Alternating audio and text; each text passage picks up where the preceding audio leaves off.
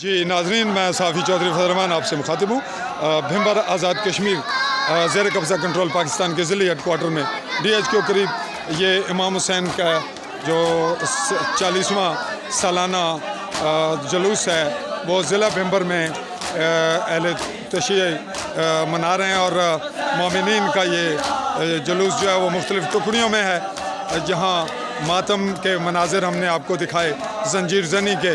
और ये तीसरी शायद आज के इस जुलूस की आखिरी टुकड़ी है जो इस इख्तिताम पजीर सूरत हाल में आप देख रहे हैं कि अपने अंजाम की जानिब बढ़ रहे हैं, इख्तिताम की जानिब। और इसमें नाजरीन मातम करने वालों ने जितना जंजीर ज़नी और हाथों से मातम, इसके टुकड़ियाँ थी 3, इसकी आखिरी टुकड़ी शायद यही है।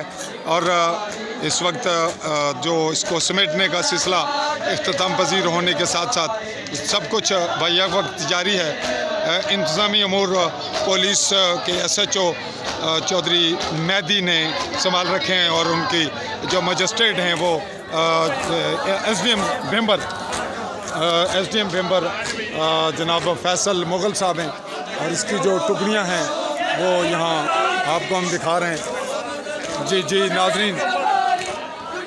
नाजरीन, अभी हम इसको तीसरी कह रहे थे, एक टुकड़ी इस दौरान और भी आ गई जो पीछे है, जो हम आपको दिखा रहे हैं।